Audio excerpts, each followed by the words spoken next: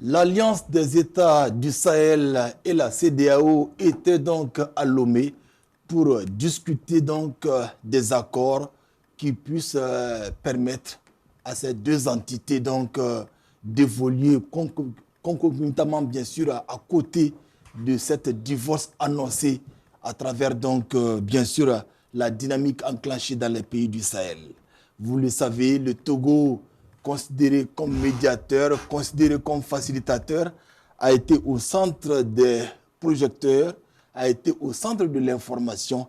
Et dans cette émission, donc, nous allons en parler. Deuxième sujet, nous allons parler de la visite du président burundais à Ouagadougou. Le président burundais est le président en exercice de l'Union africaine. Évariste Ndayishimiye était à Ouagadougou pour sans doute s'enquérir de la situation donc, au pays des hommes intègres. Je pense que ça a été une visite très riche, très enrichie et sans doute qui va faire bouger sûrement les lignes au niveau de l'Union africaine. Et pour en parler, discuter, opiner donc sur ces deux sujets, j'ai avec moi dans le studio Labidi Naba. Il est bien sûr le porte-parole du mouvement Face aux causes et de la CNAVC. J'ai aussi donc M. Bakary Kaboré. Il est juriste, analyste politique. Et enfin, Fabrice Sawadogo, il est non seulement expert en communication pour le développement, mais aussi analyste politique. Camarades, bonjour et bienvenue donc à l'émission Regard sur l'avenir sur la chaîne C360. Et merci pour ce temps consacré à votre chaîne. Première préoccupation, premier sujet, nous allons parler, on va faire l'inverse. Nous allons parler donc de la visite du président burundais à Ouagadougou. Évariste Ndayishimiye était donc au pays des hommes intègres. Il a passé une journée très riche et très remplie avec beaucoup d'activités avec le président du Faso. Camarade Labidi, comment donc déjà on peut analyser donc cette visite du président burundais à Ouagadougou, qui est le président en exercice de l'Union africaine? Merci, camarade Koulibaly. Bonjour à tous.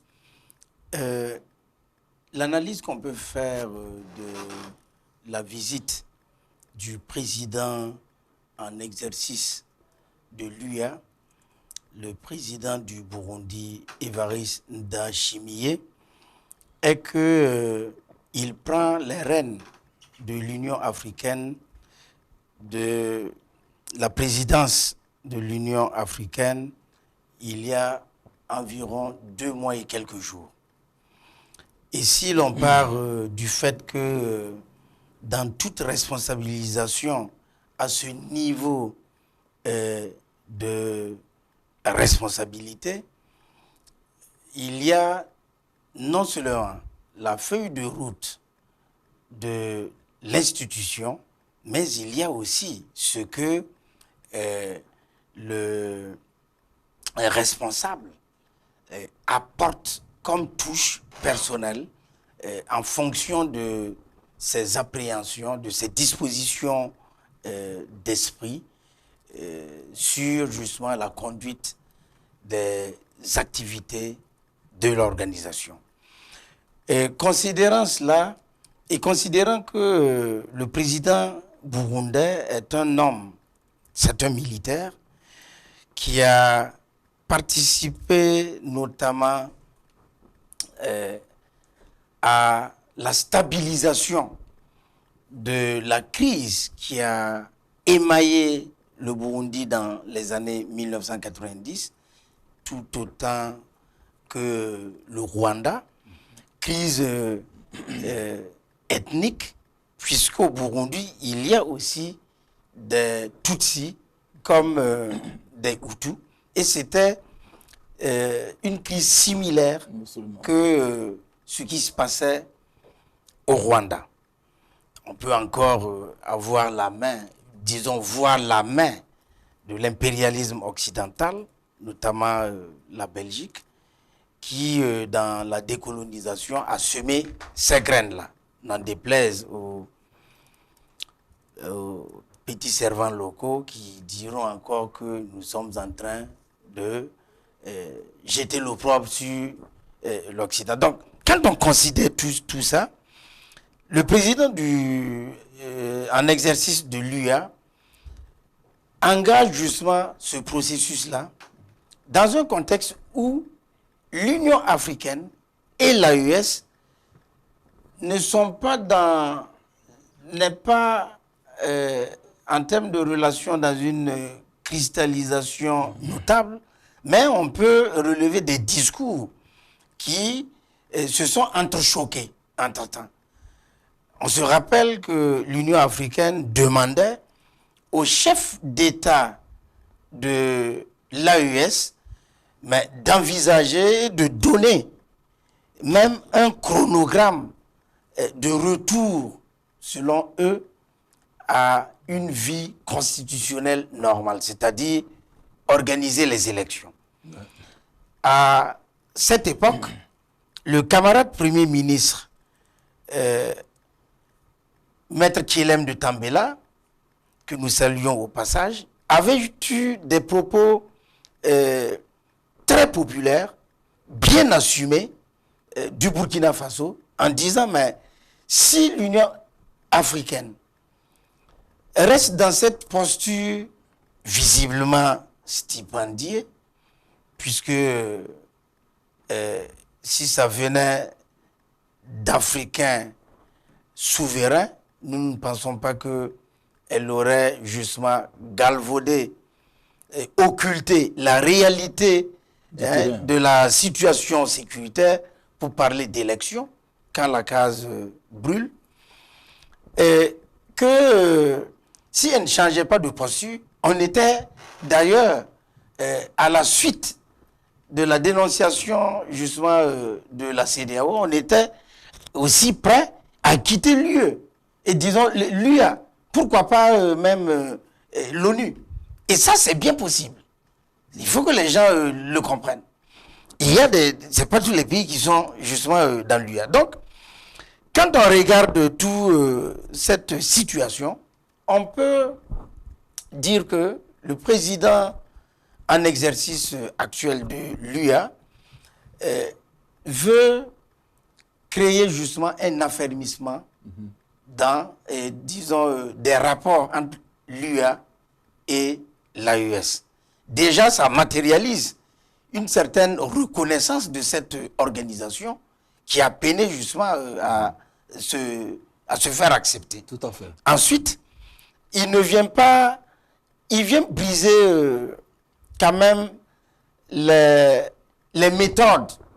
Vous savez, les méthodes diplomatiques de ce niveau-là, où l'invité reste dans le salon dans des salons feutrés pour discuter des questions. Au-delà, justement, de rester dans des bureaux, il a fait une immersion au Burkina Faso pour toucher du doigt la réalité de la transformation structurelle profonde de notre société, mais aussi il a justement essayé de comprendre la dynamique, les effets et les impacts de la dynamique révolutionnaire impulsée au Burkina Faso. Absolument. Ce qui l'a amené à dire, tout joyeux, qu'il ferait un bon rapport objectif de retour justement à l'unité africaine. D'accord. Monsieur camarade Kaboré, qu'est-ce qui peut changer après donc une telle visite au Burkina Faso? Qu'est-ce qui peut changer? C'est vrai, le président en exercice de l'Union africaine était là, il a passé une journée entière, il était très content à son départ, il dit que le Burkina Faso, en tout cas, de ce qu'il a vu, c'est un pays stable, un pays où il fait bon vivre, mieux les Burkinabés sont très accueillants, etc. Donc, qu'est-ce qui peut changer maintenant, le regard de l'Union africaine? Merci beaucoup pour la parole que vous nous donnez. Merci infiniment. Alors, donc, ce qu'il est important de souligner dans la visite du général Évariste Ndayishimiye, c'est le fait que, alors, il a cette volonté, en tout cas au regard de ce qu'il a déjà fait au Burkina, lorsqu'on suit ces mouvements, ces déclarations, et on a l'impression qu'il est en train de vouloir impulser une nouvelle dynamique, en tout cas un nouveau type de leadership au sommet de l'Union africaine. Parce qu'il a décidé d'aller au contact des réalités, d'aller voir des visus afin de pouvoir prendre les décisions ou aider et soutenir la prise de décisions conformes aux aspirations des peuples africains. Pourquoi? Alors, premièrement, il a dit qu'il est très content d'abord d'être au Burkina et il dit que c'est, enfin, lorsqu'on parle de l'endogénéité, il espère pouvoir effectivement conduire la même politique que nous faisons au Burkina ici, au niveau du Burundi, son pays d'origine. Et il a souhaité qu'effectivement, la relation entre l'Union africaine et les pays de l'AES, vous savez très bien qu'avec la situation dans les pays de l'AES, il y avait une suspension au sein des instances de l'Union africaine, de tous ces trois pays-là qui ont décidé de marcher dans le sens de l'AES, c'est-à-dire le Mali, le Burkina Faso et le Niger. Et donc la visite du général Ndayishimiye, président en exil de l'Union africaine, vient comme un signal très fort pour venir briser les barrières, premièrement, et venir recoller les morceaux et faire de telle sorte que chacun ressorte la tête haute. Vous savez très bien qu'au sein de l'Union africaine, il y a des sons de cloche qui étaient venus à un moment donné pour venir contrarier ce que les Africains eux-mêmes voulaient effectivement du devenir de l'Afrique et de l'Union africaine. Lorsque au Mali, on avait fait face à des problèmes des attaques des groupes armés terroristes qui avaient même tenté d'asphyxier Bamako en coupant les voies d'approvisionnement en carburant et en hydrocarbures, l'Union africaine avait dit qu'il faut que la communauté internationale revienne au Mali pour réimposer la paix. Je ne sais pas si vous vous rappelez. Alors donc, et donc le fait que, mais nous on se posait la question à l'époque, mais de quelle communauté internationale l'Union africaine parlait-elle? Parce qu'effectivement, la communauté internationale venait même d'être débarquée et d'être mis effectivement dehors par les autorités maliennes. À sa tête, effectivement, le général d'armée Assimi Goïta. Vous savez très bien que la MINUSMA avait à peu près durant une dizaine d'années, avec toute l'armada qu'il était nécessaire, au Mali, n'ont pas pu apporter la paix. Donc, l'Union africaine, qui était en principe, en faisant cette déclaration, était en train de ramer à contre-courant des aspirations profondes des populations africaines, en faisant effectivement cette déclaration. Donc, aujourd'hui, tout le monde a le constat. Et donc, aujourd'hui, le général Ndayishimiye a la chance et l'opportunité inouïe de redonner une nouvelle orientation aux volontés et à la politique de l'Union africaine quant à ce qu'elle doit être conforme aux aspirations des peuples africains. Donc, il a dit très fort que lui, il a trouvé effectivement, il a parlé d'un avenir commun. Oui.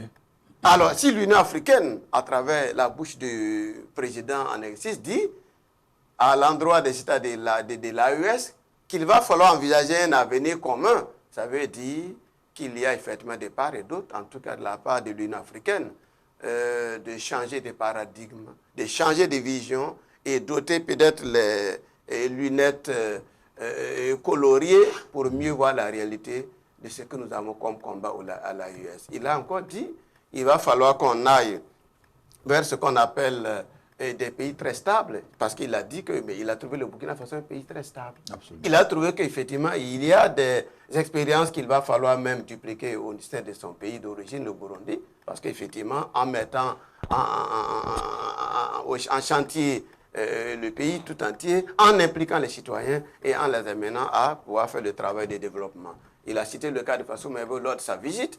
Il a cité même le cas de travaux communautaires par comparaison à ce qui se passe au Burundi.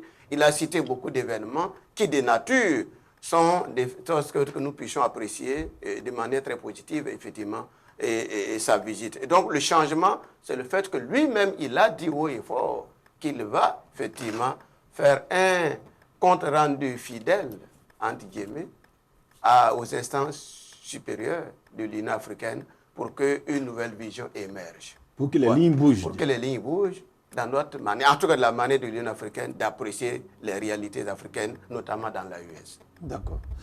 Camarade Savadogo, la question est là. Le président en exercice de l'Union africaine était très content quand il a fini sa visite au Burkina Faso.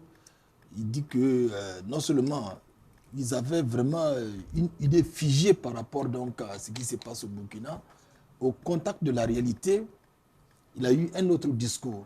Pensez-vous que cette visite du président en exercice de l'Union africaine peut changer la donne, peut changer la vision de l'Union africaine, peut ramener l'Union africaine à beaucoup plus de considération et peut-être même demander à tous les États de revoir peut-être, bien sûr, les textes fondateurs de fonctionnement de l'Union africaine. Alors, merci beaucoup, camarade Koulibaly. Merci d'abord pour l'invitation, pour l'occasion que vous nous offrez d'échanger sur votre plateau. Alors, il faut dire que moi, la question que je me pose ici avant de faire les analyses, c'est de me dire, est-ce qu'ils avaient le choix? Est-ce que l'Union africaine avait le choix de rester à marge de ce qui se passe actuellement? Ouais. Est-ce que l'Union africaine avait le choix de rester à marge du fait que leurs propres patrons, les maîtres, sont en train de cotiser l'AES? Parce que si on se rappelle très bien, depuis 2022, il y avait une tension diplomatique entre l'État, l'AES et également l'Union africaine. Tout à fait. Voilà, je crois que le grand frère, le camarade Badini, voilà, il a essayé d'expliquer un peu. On nous imposait un calendrier de revenir à l'ordre constitutionnel que nous n'avons pas accepté, que nous n'avons pas obéi. Donc, depuis 2022 jusqu'en 2026, la tension existait. Maintenant, pourquoi 2026, subitement, on change de trajectoire? Ça, c'est la question qu'il faut se poser. Alors, moi, j'analyse dans le sens que ça peut se prendre sur deux volets. Le premier aspect, c'est que vous avez vu en 2025, novembre 2025, il y a d'abord les Européens même qui sont en train de cotiser l'AES, qui ont essayé de revoir leur politique, leur vision et leur collaboration avec les États du Sahel, qui sont en train de se coucher selon la direction et le vent qu'impose l'AES. Est-ce que si le maître emboîte le pas, les esclaves vont faire comment? C'est un peu la question que je me pose. Le deuxième volet, c'est qu'ils sont obligés de venir parce qu'aujourd'hui, nous avons affirmé notre souveraineté, nous avons affirmé notre orientation et ils savent que de toutes les façons, nous n'allons pas reculer. Et ce que nous avons comme politique, c'est ce que nous allons le mettre en place. Maintenant, pourquoi lui vient maintenant? C'est pour également mettre un peu le doigt sur les réalités, comme ce que vous l'avez si bien dit. Même le doigt sur la réalité pour dire quoi? C'est pour dire que le monsieur, d'abord, en se déplaçant, c'est parce qu'il fait confiance un peu aux États de l'AES, d'abord au président. Et s'il fait confiance à notre président, notre camarade président, qui est le président Ibrahim Traoré, ça veut dire que lui-même, il peut être notre ambassadeur. Absolument. Parce qu'on sentait qu'il était vraiment, ravi, très content d'être auprès même du président, d'être dans notre État et de collaborer, de discuter, d'avoir un dialogue direct avec notre président, qui est aussi le président en exercice des États du Sahel. Donc, c'est deux grands États qui se croisent. Donc, deux grands présidents en exercice qui se croisent pour discuter de grandes choses à venir. Et quand on le regarde, je vois qu'il est un peu séduit par les projets, les programmes qui ont été mis en place par le président. Et il a même pris, je crois que le camarade Boukaré a essayé M. Kabore a essayé d'expliquer un peu. Quand il est arrivé au niveau du Facile Mebo, il a dit qu'il est à ce même programme qui est un peu au niveau de Burundi, qui font ça pour construire les écoles, qui font ça pour construire un peu quelques bâtiments à leur niveau. C'est pour dire que est-ce qu'ils n'ont même pas copié? Et je sais qu'à la longue, ils vont copier. Alors, ce qui est intéressant, c'est que ça va changer la donne. La donne va changer en ce sens qu'ils seront libres d'abord sur le plan de l'esprit, parce que moi, je pense qu'ils sont libres au niveau de l'esprit, mais sur le corps, ils n'étaient pas libres. Parce qu'ils étaient un peu manipulés, orientés. Ils regardaient un peu la démarche un peu des Occidentaux. Est-ce qu'ils sont contre ou pour avant de pouvoir emboîter? C'est pour cela, si vous écoutez un peu dans le passé, le président, le camarade Ibrahim Traoré, il disait que dans les coulisses, il y a les gens même qui l'appelaient pour le féliciter, pour féliciter l'orientation de l'AES, mais qui ne sont pas capables d'assumer effectivement leur propre direction. Ça peut être le cas qu'aujourd'hui, étant donné que l'Europe se met à accompagner, à cotiser également l'AES, donc c'est comme si on a sonné la cloche, on a donné le point de départ, donc tout le monde maintenant peut venir. Tout à fait. Alors donc, ça vous dit ici que nous avons qu'à gagner de cette relation. Il sera non seulement notre porte-parole au sein de l'Union africaine, notre médiateur, parce que lui, il est convaincu de ce qu'il a vu comme réalité, il est convaincu de ce qu'il a touché, ce qui sera vraiment très différent de on a dit que. Parce qu'à chaque fois, voici ce qui se passe là-bas, la désinformation aussi a contribué à créer cette tension-là, de telle sorte qu'on pensait qu'ici, c'est un pays invivable, c'est un pays de dictature, c'est un pays de quoi. Mais comme lui-même il est arrivé, il a compris qu'en réalité, ce n'est pas ce qui se disait sur la toile, ce n'est pas ce qui se disait, c'est pas ce que disaient les rapporteurs, ceux qui faisaient les rapports. Ouais. Donc moi, je pense qu'il aura on appelle ça quoi? Ils vont rééquilibrer ou bien un récalibrage des options et de la vision qu'ils ont de notre État. Donc je pense que c'est déjà une bonne chose et que c'est une bonne collaboration qui va débuter. Ouais. Et en même temps, sa venue aussi va permettre de légitimer encore notre État pour voilà, et notre souveraineté, pour dire qu'ils ont accepté voilà, de respecter notre orientation, notre manière de faire, et c'est en fonction de ça que la collaboration va continuer. Camarade l'avait dit, j'interroge donc le magistrat.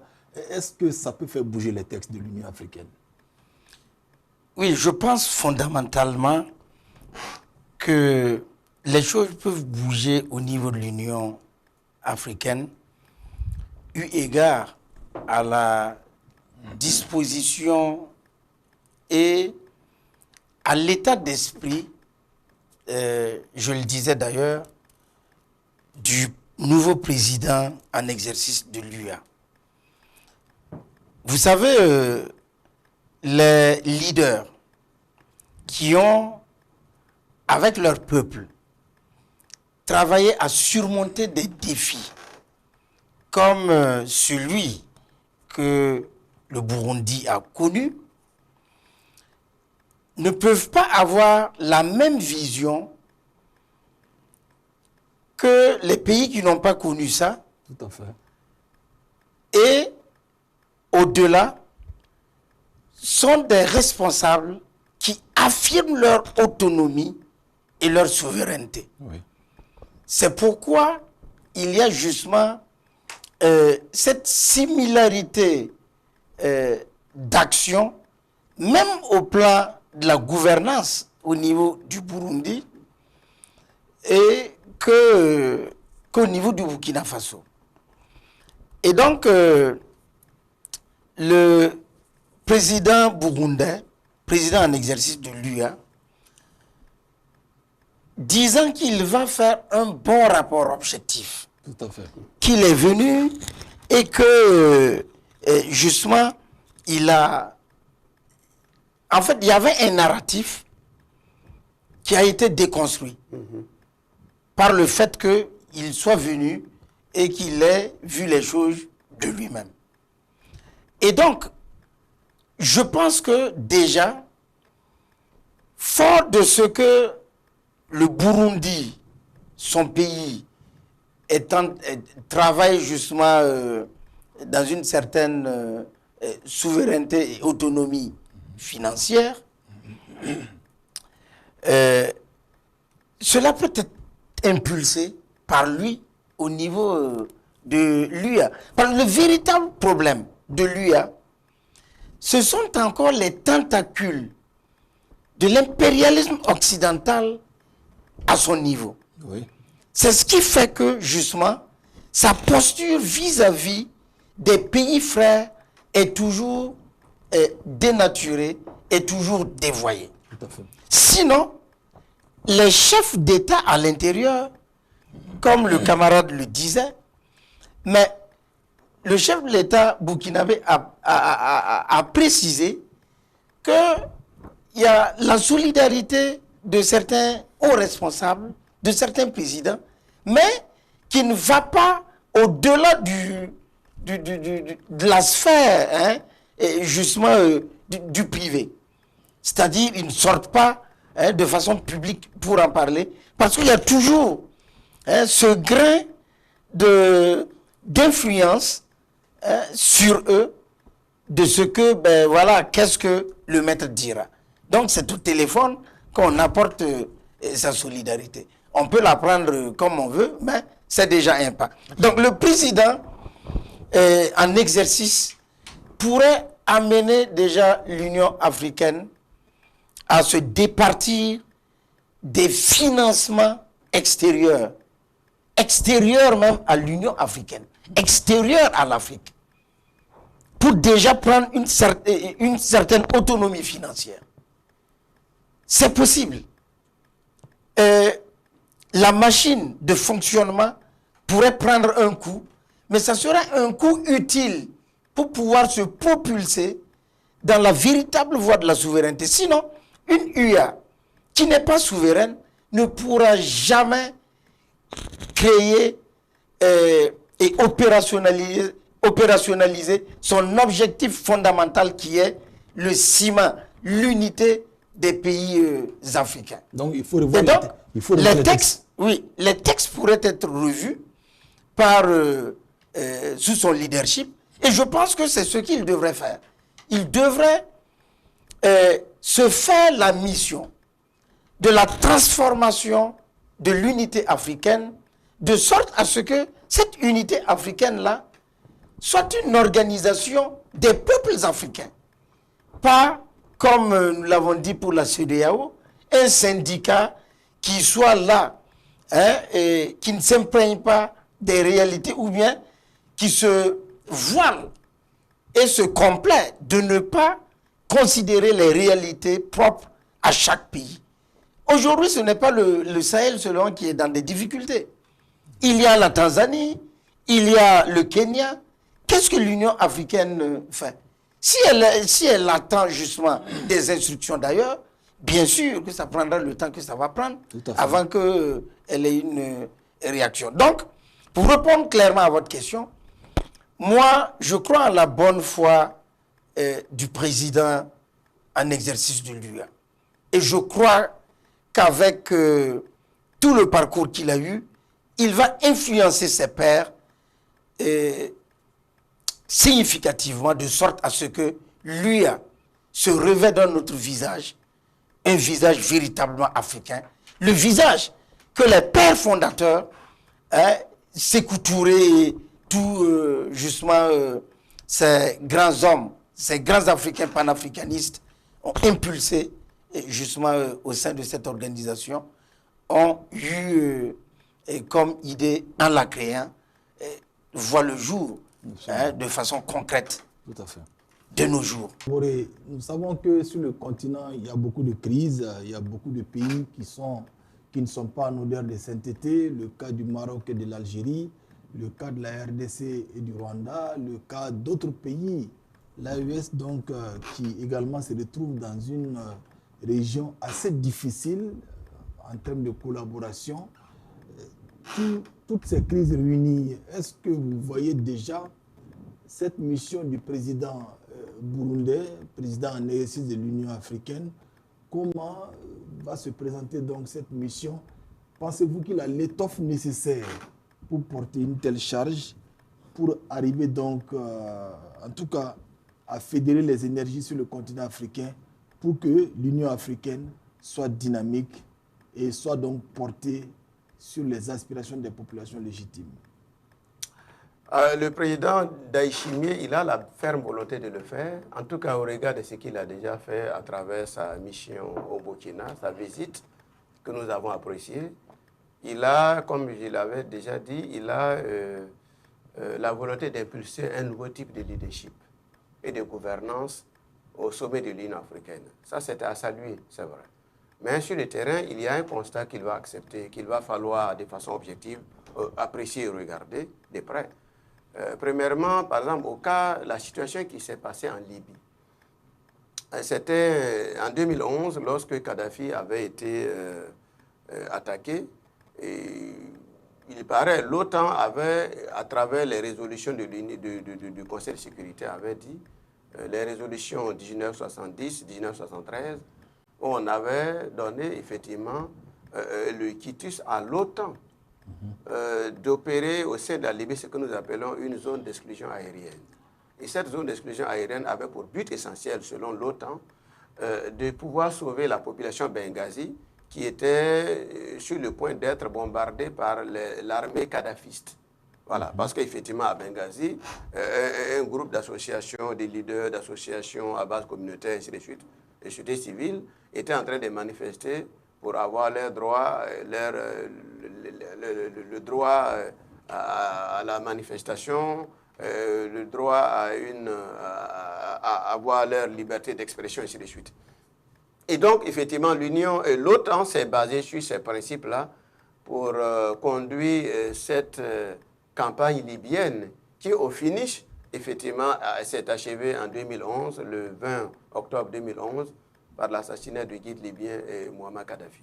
Et donc, c'est pour vous dire qu'effectivement, juste cet exemple pour nous dire, c'est une réalité sur le terrain qui fait et qui nous ramène sur les propos du président ougandais Yoweri Museveni à l'époque, qui avait dit qu'au sein de l'Union africaine, on avait trouvé un certain nombre de chefs d'État pour aller porter le message auprès de Kadhafi, y compris, effectivement, une médiation pour qu'il y ait la paix au lieu de la guerre que l'OTAN est en train de mener en Libye. Et donc, ce qu'il faut souligner, c'est que Yoweri Museveni revient sur ces termes précis que le président français de l'époque, M. Sarkozy, en tout cas, lui a intimé l'ordre. On les a dit clairement que si votre avion franchit l'espace aérien libyen, alors ils allaient être bombardés par les avions de l'OTAN. Et donc, c'est ce que Yoweri Museveni raconte. C'est juste pour vous dire que voilà une réalité triste sur le continent africain, où un État africain est dans des situations difficiles, dans une situation de conflit, et l'Union africaine ne peut pas intervenir dans une forme de médiation pour régler pacifiquement le différend. Donc c'est pour vous dire, à l'image et à l'instar des autres conflits que nous avons entre des différents États africains, il est difficile, en tout cas pour le moment pour l'Union africaine, d'implémenter une solution définitive, en tout cas pour aller vers la paix, que nous pouvons prendre comme étant un exemple. Je vais prendre encore l'exemple de le conflit entre le Rwanda et la RDC aujourd'hui, qui est au niveau de la RDC, le M23, avec l'AFC, l'Alliance Fleuve Congo de Corneille Nangaa, qui sont en train de s'aimer la merde à l'est du Congo, avec beaucoup de morts. Rappelez-vous que la prise de Goma a coûté 3000 morts. Soutenu effectivement par les forces armées rwandaises. Le Nord Kivu. Voilà, le Nord Kivu. Et le Sud Kivu actuellement aussi a été effectivement pris par le M23 et ses soutiens. Voyez-vous. Et donc, il y a le fait que dans la résolution de cette crise, on était obligé de se déporter à Washington aux côtés de Donald Trump, qui a pu, comme il a souhaité toujours, parce qu'il a voulu avoir le prix Nobel de la paix, il clame haut et fort qu'il a pu mettre fin depuis qu'il est arrivé à 8 guerres et qu'il avait droit naturellement, effectivement, au prix Nobel de la paix. Bon, bref, mais ce qu'il faut retenir, c'est que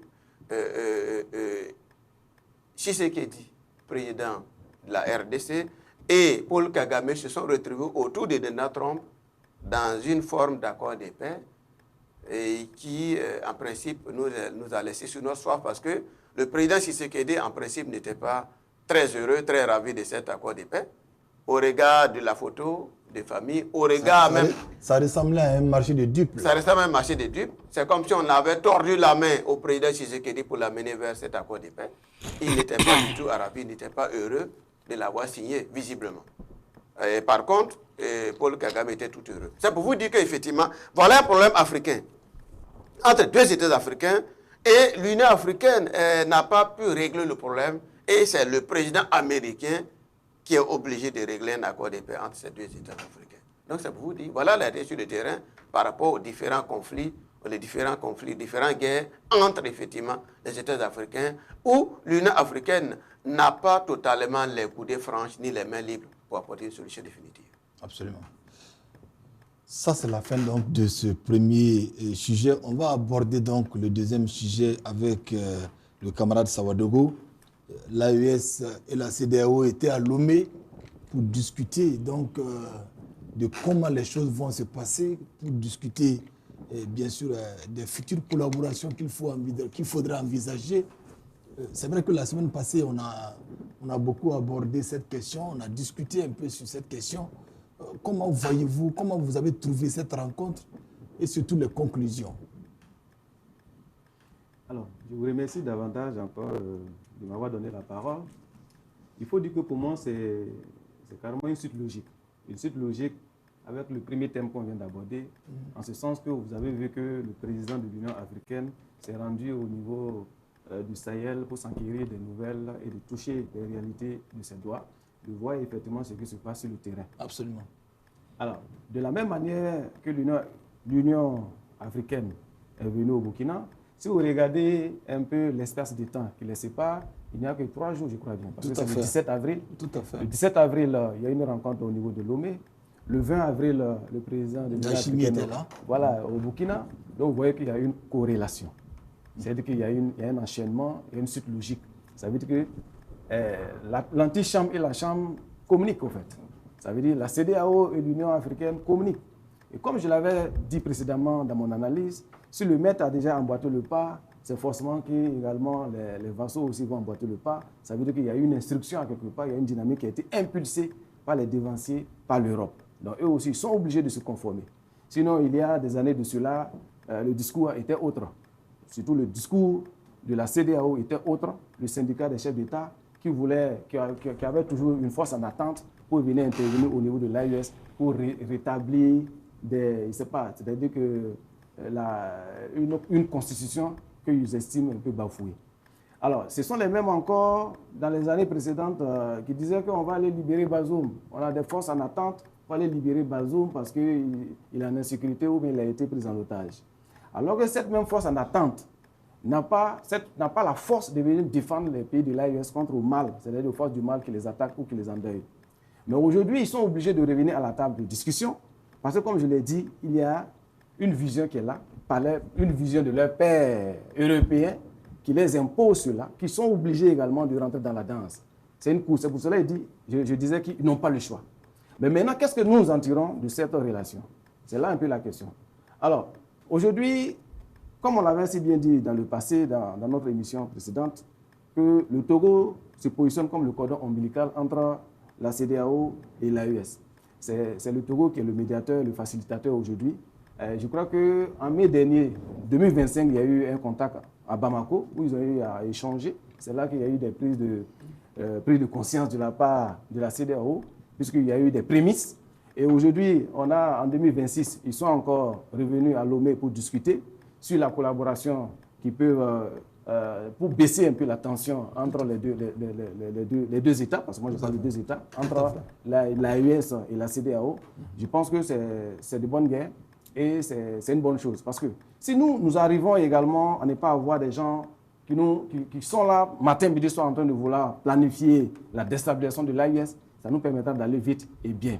Alors, c'est également parce que de cette coopération, on n'attend rien d'eux parce qu'on sait qu'ils ne vont jamais changer leur fusil d'épaule, puisque à l'interne, il n'y a pas eu une refondation véritable, radicale, vis-à-vis de ce que nous avons dénoncé. Quand je parle d'une refondation véritable et radicale, ça veut dire que la coopération avec l'Occident, ça n'a pas changé.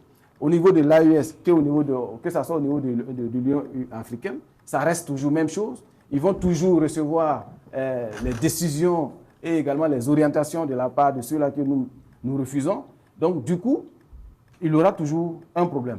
Tout à fait. Voilà, il y aura toujours un problème de collaboration. Mais déjà, les bases de tension, si ça a apaisé, je pense que c'est déjà bien. Et le Togo sort gagnant sur 2 plans. D'abord, le Togo sort gagnant parce que sur le plan régional, il sera le plus grand médiateur, le facilitateur qui a permis à ce qu'il y a également collaboration entre les 2 États. C'est lui qui va, c'est grâce au Togo que la tension est baissée. Et également, le Togo va se positionner sur le plan commercial encore, avec son port qui nous offre, que nous allons exploiter. Donc, sur le plan économique, c'est le Togo qui s'en sort gagnant. Mais nous aussi, nous en sortons gagnants. Parce qu'à partir du moment où on n'aura pas des gens qui vont s'asseoir dans leur bureau à chaque fois en train de planifier que je vais déstabiliser X ou Y, ou du moins, on va permettre de fluidifier, c'est-à-dire les entrées et les sorties des forces du mal, parce que vous savez qu'au niveau des côtiers, là, au niveau des frontières, il y a un problème. Il y a un véritable problème et on a toujours indexé 2 pays proches de Burkina. Si on prend par exemple le chef de file on appelle ça celui de la Côte d'Ivoire, moi je l'appelle le chef de file de l'opposition de la CEDEAO. Alors, si on prend par exemple ce maillon fort, c'est lui qui était, c'est-à-dire aux abois, qui était aux premières heures pour dénoncer toujours l'intervention militaire au niveau de l'AES. Vous voyez que ça va contribuer à baisser tout ça et ça va nous permettre d'avancer. parce qu'il est difficile de courir et se gratter et d'aller vite. Donc si on arrive à arrêter de se gratter, ça va nous permettre d'aller vite dans tout ce que nous sommes en train de mettre comme développement pour le pays. Voilà, donc c'est... D'accord. Camarade Labidi, les conclusions sont là. Une chose est de tenir un sommet, une rencontre, et d'aboutir donc à des conclusions que les uns et les autres trouvent, en tout cas, des conclusions heureuses. Une chose est l'applicabilité donc de ces décisions sur le terrain. Comment voyez-vous cela? Merci, camarade Koulibaly. Tout d'abord, je voudrais féliciter la délégation de l'AES qui a participé justement à cette rencontre, notamment le camarade président de la commission nationale de l'AES, le camarade Bassolma Bazier, dont on a suivi en tout cas l'adresse percutante, extrait de cette rencontre-là. Il faut dire que le Togo est dans une posture où elle veut assumer son rôle depuis le départ d'avant même l'AES, d'avant même la naissance de l'AES, depuis le départ où le Niger, après justement que le camarade général Abdourahmane Tiani et ses compagnons aient pris leur responsabilité d'en découdre avec l'impérialisme international et bien sûr de pouvoir lutter efficacement contre le terrorisme, le Togo n'est pas allé dans le même sens que la CEDEAO. En ce sens, c'est le véritable bon mauvais élève de la CEDEAO. Et donc, par cette posture-là déjà, il est un pays quelque part très proche de l'AES. Ensuite, nous sommes dans un contexte où la fréquentabilité de l'AES va grandissante. Il y a l'Amérique qui envoie des émissaires, d'autres pays de l'Europe se départissent du concordat qu'ils ont ensemble institué par la France de ne pas fréquenter le Burkina, donc brise cela pour venir vers le Burkina Faso. Et même en dépit justement de la nomination d'un négociateur en chef de la CEDEAO et de l'AES, en la personne de l'ancien premier ministre. Du docteur Lassana Kouyaté. Lassana Kouyaté. Et le Togo se dit, mais attendez, vous n'allez pas me voler la vedette. C'est vrai que j'ai été facilitateur, j'ai fait tout ce que je pouvais. Je suis le pays qui arrive au mieux à échanger beaucoup plus avec l'AES parce que ce pays-là a compris la surface de négociation crédible qu'il faut avoir avec l'AES. C'est-à-dire sur le plan économique, militaire, sur le plan de l'intégration, tout ce que vous voulez, mais pas sur le plan de venir leur imposer un mode de gouvernance ou bien des échéances, je ne sais quoi, électorales. Tout à fait. Donc déjà, sur ces attitudes, le Togo était parti pour être un pays qui puisse réunir tous ces acteurs-là afin, comme vous l'avez dit, de sortir des résolutions, des recommandations qui, visiblement, seront appliquées. En tout cas, de la part du Togo, le Togo jouera son rôle entièrement pour que les résolutions qui ont été prises lors de cette rencontre soient appliquées. Parce que sa crédibilité dans la solidarité vis-à-vis justement de l'AES n'est plus à démontrer. Et aussi, c'est un pays qui se démarque de l'influence de l'impérialisme justement occidentale. En fait, le véritable problème des Africains, des pays africains, le problème de l'unité des pays africains, que ce soit dans la collaboration bilatérale ou multilatérale, c'est justement que des chefs d'État se laissent manipuler par l'impérialisme français avec tout sa clique. Et donc, quand les pays sont dans cette posture, les gens ne peuvent avancer. Donc, le Togo se départit de ça. La CEDEAO, les autres pays de la CEDEAO sont toujours dans cette influence qui ne peut pas permettre que le raffermissement des rapports avec l'AES puisse même avancer au point justement d'avoir des résolutions qui pourront être envisagées d'être mises en œuvre ou pas. D'accord. Voilà. Et pour chuter sur ça, c'est tout simplement de dire que la CEDEAO ne comprend pas qu'avec l'AES, il y a des questions sur lesquelles on ne transige pas. Venez nous pousser d'aller aux élections, ce sont les peuples de l'AES qui n'accepteront pas. Absolument. Venez nous pousser d'accepter un certain lexique ou bien leur narratif de mépris commandé, les peuples de l'AES ne l'accepteront pas. Donc, le Togo l'a bien compris et je pense que le lead que le Togo a pris dans cette rencontre-là va trouver plus d'écho et plus justement de résultats impactants vis-à-vis justement de ce qui a été décidé en termes de mise en œuvre. D'accord. On va aller à pas de course rapidement, en une minute. Pensez-vous que les résolutions déjà sorties de cette rencontre AES-CEDEAO, est-ce que vraiment c'est tenable pour les deux entités? C'est très salutaire. Il va falloir le dire clairement. Moi, je suis effectivement l'économie, les résolutions de ce qui s'est passé à Lomé. Par rapport à la nouvelle stratégie Togo-Sahel, effectivement, alors c'est l'occasion pour que la CEDEAO, à travers effectivement la bouche de son représentant, il était là et c'est comme s'il faisait le mea culpa.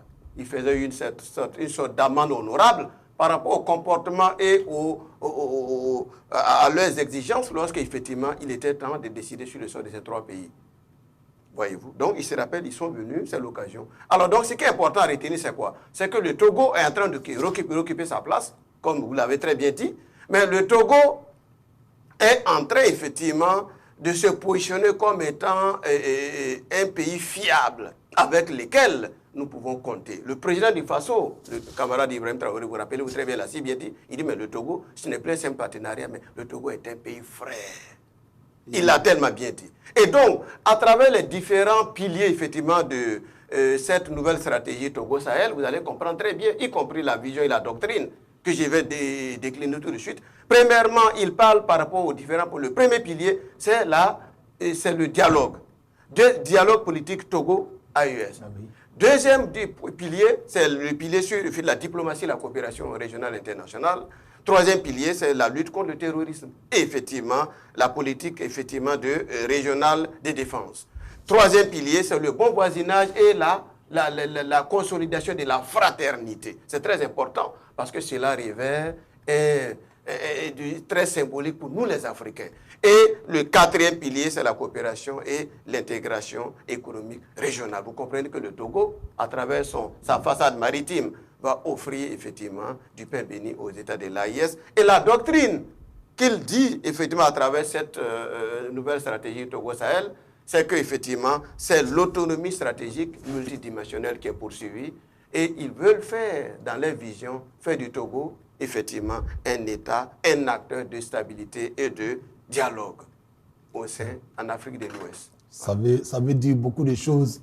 Merci pour ces analyses. Je pense que, en tout cas, à travers ce que vous dites, on espère que les choses vont bien se passer entre l'AES et la CEDEAO, mais également que la visite du président Évariste Ndayishimiye donc au Burkina Faso, en tout cas, puisse permettre de faire bouger les lignes au niveau de l'Union africaine.